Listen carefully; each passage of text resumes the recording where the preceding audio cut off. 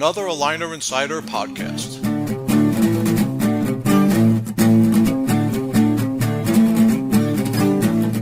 Hello, everybody in podcast land. I'm Dr. Barry Glaser, and we are back. That's right, we're back with another scintillating episode of the Aligner Insider podcast. But today, we're going to turn the tables, and I'm going to be the host, and I'm going to be interviewing my partner in crime, Dean Steinman, CEO and President of Ortho Marketing. How you doing today, Dean? I'm doing terrific, Dr. G. How are you today? Doing good. Day off today. It's Friday, beginning of October. It's all of a sudden the weather's turning, feeling like fall. So Yes. breaking out that leather jacket and some nice warm whiskey, right? Exactly. It's I always look forward to putting my Timberlands back on, putting my leather jacket on, and unfortunately wearing socks again. Yeah, you're gonna have to put. Yeah, do you have those fuzzy Crocs for the winter? I sure do. I got them on right now. Yeah. You know me, I rock out with the Crocs out. Awesome. So listen, in this podcast, I wanted to, interview you, Dean, and you've got a company you've been around for now over a decade. You're very well known. You're Ortho Marketing, and I thought maybe this would be a great time to pick your brain, to hear a little bit more about your company, and to give our listeners the opportunity to learn more about what you do and to understand why marketing is absolutely essential for the contemporary orthodontic practice. So why don't we start off? Why don't you tell everyone a little bit about your backstory? People haven't gotten to know you. So tell us a little bit about who is the man, the myth, the legend, Dean Steinman. Where do we begin? Right. So we go back a long way. I've been running marketing for a company for a long time. I built my first website back in 1995. So I was one of the pioneers. And, it's funny, back in the day when you try to talk to people about a website, like, the internet, that's a fad. I don't need one of those website things, and blah, blah, blah. Google, but nobody uses that internet, So, I've been adapting marketing for over 25 years now. University of Maryland graduate, go Terps. And those of you that follow me on social media know that I live and breathe, unfortunately, with the Go Jets. So that's a little bit about me. Ortho Marketing started about 12 years ago, and we work with hundreds of orthodontic practices all over the U.S., Canada. We have clients in Europe as well now, and what we do is we help practices get more patients. Plain and simple. Our job is to make you more money. Our job is to put butts in the seats. People who are looking to get their teeth straightened. Practices that are looking to become number one in the market. That's who we work with. And we get people to show up, just like we've done with you. Many people who come to your practice past 30, 40, 50 other practices to come to you because of the way we market you and position you. So, we love to come up with new strategies for practices and work with them, and we hold their hand. We're a partner with our practices. We make sure that you guys dominate the market, come up with new ways to get your new patients in the door, make sure you get more reviews, more referrals, and make sure that you are positioned number one in the market. And that's our quick little story. Yeah, listen, I can't recommend Ortho Marketing enough. I've been working with Dean. I was actually client number one, patient zero, and still here after all these years. So let me ask you a question. So your phone rings, right?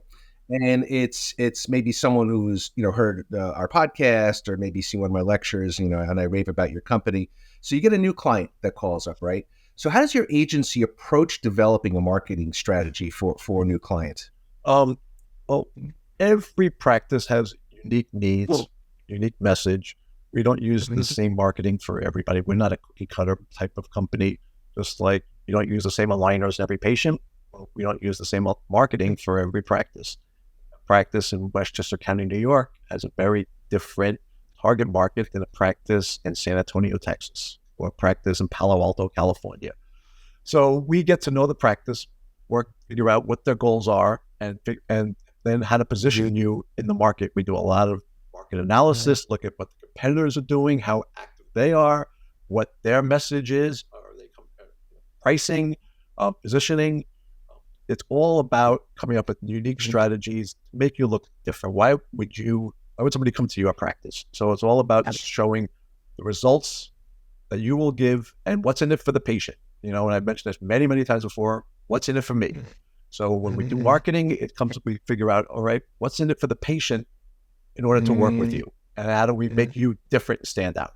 That's kind of what we do, is we look at, the whole entire program, the whole entire scope, and then put together a unique strategy for each practice. Before I started working with you, I worked with a variety of companies. You've been to the AO meetings with me, so you walk around and there's a lot of booths for companies, that provide, marketing and, those types of services. And first of all, it's an investment, for the practice.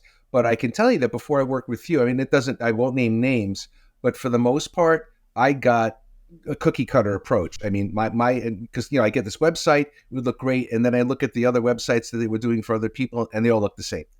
And I think that it was really diluting, this whole idea that every practice is unique. So I definitely appreciate the fact that you guys spend the time to get to know me, and and try to come up with campaigns that I approve, that I think will work in my area.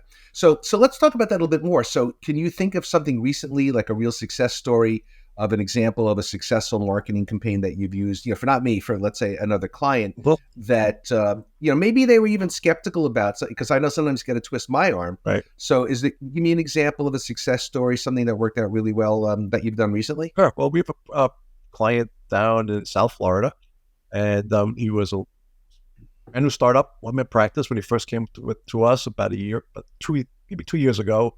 So 1 day a week. Since then, we've been able to get him so busy that he's a 5-day-a-week practice, and he's opening up a second office now in just about 2 years. Yep. So we're really excited about that. We have another client in California that we got to be the number one Invisalign provider in the whole state of California due to our marketing. We have a client in Toronto who is the youngest Invisalign Diamond Plus provider in North America because of some of the marketing that we're doing. And we have another client. We try to track as best as possible results in ROI.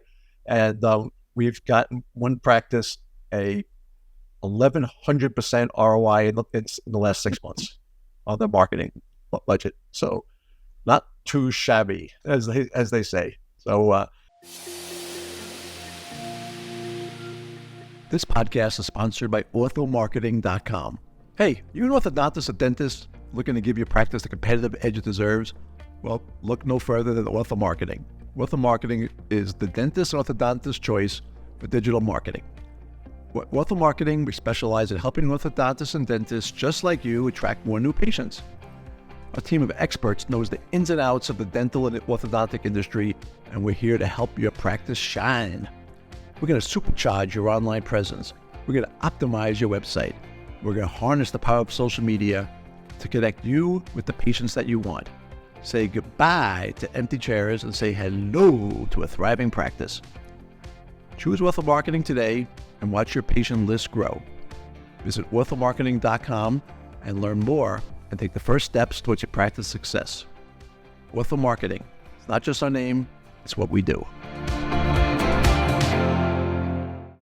No, that sounds great. I think that's because I know you probably get this all the time, especially when you have a new client. I'm sure there's some skepticism. People want to know, right? Everybody wants results yesterday, right? So I think that the fact that you guys do a good job of measuring, we have regular meetings. You and your staff show me. You show me what you're doing, and you show me how it works. I could see what keywords are working. I could see where I'm crushing it on Google. I can see how many leads are coming. So I think, because again, I think some of the other companies, they're high on promises, but then I used to ask them, like, well, how do I know where is my money going? And you kind of get like these vague answers. So I think the fact that you guys have statistics, you measure all of this stuff, I think what helps to make me, and I'm sure makes your other clients, much more comfortable that their dollars are, as you said, are an investment. Just like, and we've talked about that before, that you give your broker $1,000, and a year later he gives you back $10,000. Did you spend $1,000? Right. Nope. And I think it's the same thing with marketing. Exactly. So, all right. So we're talking. So, so now digital marketing has gotten. I mean, it's so complicated that it's gotten to the point where I'm like, Dean, you do it. Let me do the teeth. But having said that, there's like so many channels now, right? There's so many different places to go, and you have to figure out where to allocate your resources. So these days, which digital marketing channels do you specialize in? Well, we have to be what's called omni-channel. We have to be all over because certain people are in certain places. So you have to kind of really be in multiple ways. But ideally, you want to be a lot of our efforts go into SEO and Google marketing. All right, somebody's doing a Google search every day, guaranteed somebody's searching for your business, guaranteed. And we want to make sure that you're being found. So first and foremost is SEO is probably the most important section that we work on as far as digital marketing goes. Then from there, it's branding, it's positioning on social media, it's being where people are, it's being it's people still on Facebook, people are on Instagram, TikTok, as you know, TikTok is very important to be on now. You have to be active on that too. You have to kind of be all across the board. You got to have your face wherever people are looking, especially if you're in a community-based area, and you're part of the fabric there, people, everybody knows you. You need to be found where they are. Your face needs to be showing up all over the place there. So ideally, you need to have an omni-channel program, which includes Google, includes Facebook, includes Instagram, includes TikTok, includes YouTube, pretty much across the board. Everything has to talk to each other. So when we come up with a marketing program, I like to use an analogy that baking a cake, you can't just use one ingredient and expect the cake to be great. You have to have multiple ingredients for the right recipe. And that's the same thing with marketing. You have to have the right strategy and all the right. So I'm trying to say, and it's the same thing with getting your teeth straightened. You have to have the right program. You can't just go from randomly put in one aligner than another and expect teeth to come in straight. You got to have the right program in place. So that's ideally, but things are changing as you know. Who ever heard of AI a year ago? Nobody. But how it's all over the place. How automated are things? How do you respond to somebody who fills out a form on your website? How often do you reach out to people? So there's a whole program that needs to be involved now. We have to be so hands-on because more competition than ever before is out there now. Yeah, and not only that, but I see it from the amount of times that you're modifying and adapting and changing, my marketing program that, you and your staff, you wind up playing like whack-a-mole, right? Because what was, good for SEO today, I get a call the next day, Google changed your algorithm. And I don't even know how you guys do such a good job of, keeping up on that. But, it's just like, every, couple of months, it seems like there's a new campaign or a new change or a new tweak. And I think, again, I wonder how many, companies out there are just, kind of, give you the template and, and that's it. It's how we have to be ahead of the curve. We have to be we have to surfing a wave. You're going to be on the wave. You don't want to be in front of it because waves going to wipe you out. You don't want to be behind it. You want to catch that wave, and that's when it comes to, from SEO and Google, you got to we have to just constantly adapt, as you said. And it's a never ending program. I use the analogy all the time that SEO, it's a marathon, not a sprint, and the second hardest thing we do for practice is get them to the top of Google. First hardest thing is keep them there. Once you're there, then all the vultures start seeing what are they doing and how do they do it. They try to push you down there. So we are constantly adapting and trying to make sure that our clients are doing well up there. And we're very successful at it. 99% of our clients, 99% are at the top of Google for this line in their area.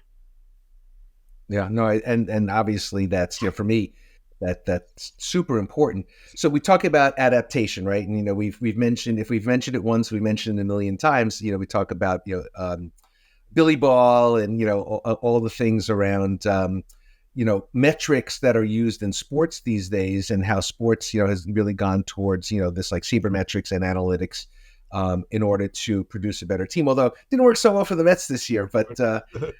Yeah, I suppose, you still got to put the bat on the ball. But having said that, it's the same thing. Every business is, so data driven, right? So how do you measure the success of a marketing campaign? Again, because I think that I see this approach where it's, you know, you don't want to like throw things against the wall and spend money and to see what sticks. I mean, it's inefficient and it's wasteful. So how do you measure the success of a marketing campaign, and what are the key KPIs, the key performance indicators that you track? At the end of the day, there's three main numbers to look at when it comes to marketing in a practice. The first is how many leads you're getting. How many people call you? How many people go to your website and request an appointment or fill out a form or schedule? So it's the first thing is how many leads, and that's the most important thing is to get the leads in. The next is conversions. How many of those leads convert to consults? And then from there, how many of those consults convert to starts? And sort of only three main pieces that really are looked at across the board. And it's not for any industry. It's you want to get how many leads do you get, and how many of those leads turn into, you know, presentations or, you know, and then from there, how many customers do you get? So, you know, ideally from us, we like to see an ROI of a minimum of 200% return on a marketing investment. Some practices, as I mentioned, have 3, 4, 5, 6, 7, 8, 900% or even higher. It depends upon, you know, how aggressive we get, but we look at the number of leads, and then from there, how many of those show up to starts, and then it's up to the practice to convert them. And industry standard right now, it's about 60% people that show up to a consult will start. So we hopefully drive enough people to put in the seats, and those that don't start, well, are they on a recall program? And how often are you reaching out to get them back in? And we've got practices that are reaching out to people who came in for a consult, didn't start a year later, and they're coming back in. So, you know, don't put somebody in a black hole after 30 days and say, it's a bad lead and blah, blah, blah. Keep in touch with them. One other thing important is remember that somebody with a lead reached out to you, all right? You're not reaching out to them. So many practices are like, I don't want to be a nuisance. I don't want to be a, you know, and wrong. They reached out to you. It's not you being, you know, pain or a nuisance and keep reaching out. They're the ones who said to you, I'm interested in coming to your practice. So keep on them. You know, reach out to people 3 times the first day, okay? And then another day, and another day for, you know, 3 days, 3 times each day in order to get them in when somebody first reaches out to the practice. Yeah, you know, we have this program, you're based on your recommendations. You know, we call it the Hail Marys, but like, let's say maybe patients, you know, we're always looking at treatment recommended conversion as an important thing. So it's like one thing for all the patients that come in for a consult, but I think if you take all the patients that come in for a new patient exam, and then you like divide that by the number of starts, I don't think that's a fair statistic, because what you really want, because a lot of patients, let's say, go on observation. So I think a better statistic to look at is the ones that you've actually recommended treatment and how they start. Right. But what we do is we go back and a year, you know, my treatment coordinator and I, we call those Hail Marys, and, you know, maybe we reach out one last time and we give them an incentive, you know, maybe say $500, you know, off treatment, but we also put a deadline with it, you know, so the offer expires October 31st. And you'd be surprised, you know, if you get 3 or 4, you know, that maybe would have never, 3 or 4, and let's say an average case revenue of somewhere around 6,000. I mean, why not do that? So that's something I agree with, that you have to make sure that you continue to reach out. It's good money. I've read sales statistics that say, though, the average sale takes 13 contacts. I think I got that from Michelle Shimon. The average sale takes 13 touch points before they will actually, you know, make the purchase. Right. And how many practices, you know, where the treatment coordinator says, oh, I used to have this in my practice. Oh, we don't want to bother the patient. You know, we don't want to bother them. Oh, doc. Oh, you know, you get docked to death. Oh, doc. Those patients, if they want to start, they'll call us. You know, and it's like, okay, that's, you know, obviously companies spend billions of dollars, you know, throughout the globe, billions of dollars on retargeting and marketing, just because that's not true, right? I mean, otherwise it would be like you'd see one Pepsi ad and then never see another one, because they'd be like, well, if they want to drink soda, they'll drink it, right? I mean, who says that? You know? Well, that's why you have to put the process in place there, you know, and it's smart that you do that. And so many practices don't follow up and said, you know, after 30 days, like, oh, this is a bad lead. No. You got to keep reaching out multiple ways too. Yeah, and I think that but that's something that you do as well. You have these systems in place for us that automate the process, and I think it makes it a lot easier to when it's automated. It's a lot easier to track down these patients and not necessarily tax valuable staff time either. So Exactly. yeah, it definitely is working well for us. So how does your age? Let me ask you. We're probably running short on time here, so maybe we'll hit a couple more questions before we wrap it up. But tell me, how does your agency collaborate with your clients throughout the campaign development process? Because again, sometimes you're just like, here it is, here's what we're going to do for you, and there's not a lot of give and take. So how do you make this more of a collaborative thing so that you're giving clients what they want, but at the same time, giving them what they need? You know what I mean? Well, it's a partnership. We can only take the horse to water. Hopefully that horse is thirsty there. So we could, and it's very important for practices to give content. You're great at that. You're great at taking pictures and videos and putting that out there. And you want people see through stock stuff. So, if practices that give us content and work with us on a campaign are the ones that are successful, listen to us. This is a specialist. You went to school to learn how to make people smile better. We are experts in marketing. So if practices that listen and follow our protocols are the ones that are very successful, and you listening to us as well, it gets people through the doors. And, and it's important just to be part of the community and make yourself stand out, and that's one of the big things is people you walk into it. You and I've been out many, many times. Every time we're out at a restaurant or whatever it is, somebody knows you, okay, because you're part of the community. So it's a real important to, and that's part of the branding, and part of the campaigns is the positioning the practice in the community. And you're doing a great job by listening and following. And sometimes, great example is you go to the coffee place, the coffee shop, you would take a video or a picture and show it and tag it. And because they're very active on social media, everybody knows the Peekskill coffee, coffee shop. And, that's a super smart thing to do because you're part of the community. So that's a great way to get your name out there and to follow a campaign that we recommend for practices. Those that don't get involved, you don't see the results. That's simple. Okay. So it's a partnership. So you have to have the ability to listen and the ability to adapt yourself. Practices say, I've been here forever, everybody knows me. Doesn't Right. anymore. It's interesting. So, listen, I speak at a lot of, I do a lot of speaking, and you have a lot of conversations with doctors, on the breaks or, during lunch. And I hear, this cracks me up. I hear this. I mean, it's kind of sad. I hear this all the time, and I'll hear it not necessarily with your company, but doctors will say, oh, I paid all this money to a marketing company, and they quote unquote, they didn't do anything for me, or I didn't get anything from it. And I think that's interesting because as an orthodontist, if a patient said, oh, the doctor messed up my teeth, or, I didn't get a good result, and the doctor turns around and says, your orthodontic treatment is collaborative. I mean, I'm your coach. I could provide you with the braces or the aligners, but there are things that I'm going to ask you to do at home, right? Wear your aligners, wear your elastics, brush your teeth. And as orthodontists, we're always like, well, the patient wasn't compliant, and we throw up our hands. But yet they turn around and basically, but yeah, they wouldn't want it. But then patients say to me, Dean, oh, I just spent $7,000 and my teeth aren't straight. And you're like, yeah, you never came in for an appointment or never followed my instructions.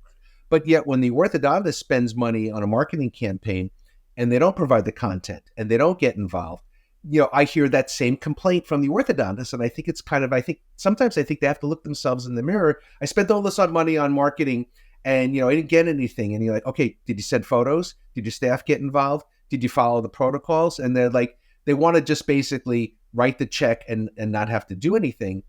But just like orthodontics, if your patients have that same attitude, you're not going to get a good result. So like when you start off with a client, right? Like, because I try to do the same thing. I try to set reasonable expectations. And I have this conversation with patients that say, look, when you walk out of this office, there are obligations and responsibilities that you have to take on with a certain level of discipline. So do you have to have that same speech to your clients as well? Over and over and over again. If the staff has to be involved and they have to be taught what to do. I can't tell how many times practices, well, this is a bad lead. That's the such thing as a bad lead. If somebody picks up the phone and calls you or schedules an appointment, it's up to you. They want your services. All right. It's up to you to figure out how to get them to start. Practices can be very picky and they only want adults, or they only want kids, or this or that. Well, what's your goal? In 2023, some stats, the whole entire orthodontic industry is down about 12% this year. Okay. Mm-hmm. It's a big number, double digits. All right. And that's because there's more competition than ever before. If you do a search for Invisalign near me, you're going to see Invisalign and Candid and Spark and other companies marketing directly. And then you're going to see a lot of, orthodontists and GPs and whatever it is. So you got a lot of people coming at you that are trying to promote themselves on there. In addition, people don't have the funds, so when it comes to getting people to start, finance is always a question. So how much can you adapt to it? I had a great conversation the other day with Oliver Gellis, the chief marketing officer over at Ortho, and he's very involved with data and technology, and the number one reason he says that people are not starting is financial. So you need to adapt. You need to, the average person has between $400 and $600 of disposable income available to them. So if you're asking for $2,000 down and they got $600 in the pocket, they're going to walk out. But if you could get them to come in at $500-$600 down and then spread out their monthly payments a little bit longer through Ortho or another type of company like that, or spread it out, you're going to get them to convert much, much higher. Adult starts are tough, more difficult. Mom knows a kid needs these braces, so you got to get that part in there. So, to answer your question, you always have to figure out new strategies in order to get patients to start. You have to, and you have to adapt. We mentioned this a gazillion times before. Adapt or die. So adapt, guys. It's real important to make sure that you following trends, adapt, and your staff has to be on board. I can tell you how many times somebody fills out a form for practice and then they wait 2, 3, 4, 5, 6 days to get back to them. At 8 minutes to reach back to somebody. The first person who has a meaningful two-way conversation with a prospective patient has an 80% chance of getting them in. So you have to get them interacting with them, pre-qualify them, and get in touch with them immediately. Otherwise, bye-bye. Yep, it makes complete sense. All right, so let's start to maybe wrap this up. And here we are. The leaves are starting to come down. We're in the fourth quarter. So already I start to look. And hopefully we can wipe out this 12% down and have a better year next year. But do you see any new trends in marketing, digital marketing, social media coming down the pike for 2024? I do. I have a hard time just saying 2024. It just doesn't sound like it's like the future. Back to 1988, up to how far the 2024 is. Like, oh my God, that's the Jetsons were 2020. So but we're dating ourselves there. Right. In 2024, I believe that AI is going to be the dominant trend in every industry, from orthodontics and virtual monitoring to appointment scheduling to marketing to communication across the board. Automation is going to be the key, and AI is leading the way. It's a revolution now. AI is changing the world in every single industry. Same thing with orthodontics, how AI is being adapted through DM and through Align is adapting through AI. Marketing is adapting to AI. Practices have to adapt to it. So when patients come in or go to your website, you have to be able to hit them up and market to them and automate the process there. So in my eyes, you have to be all in on change and using the right technologies and having the right partner is essential. If you are not working with a marketing company, you will not succeed. Plain and simple. You have to adapt. Okay, you can't just sit back and say everybody knows me. Wrong. You will be. This is not 2006 anymore. All right, you have to be aggressive. You have to market yourself. You have to be adapting and coming up with new programs and changes. And that's what I see coming down the road is you have to buckle up because it's going to be a fun ride. All right. So if someone who's listening to this, hopefully everybody that's listening to this wants to get more information and maybe get a quote or learn more about what you could do for their practice, what's the best way to get in touch with you? You can reach out to us at our website, orthomarketing.com. You can email me, Dean, at orthomarketing.com. And, we'd love to talk to you, help you find out how you could market your practice, get more patients in the door. And just if you want to have a question as far as SEO or ads or whatever it is, it'd be our pleasure to do analysis, see what's going on in the market there and how we could help you out. No problem. So Dean at orthomarketing.com would be great. Follow us on LinkedIn, Instagram, all across social media. We're all over the place there too. Dean, this is fun. I kind of like I like being the interviewer.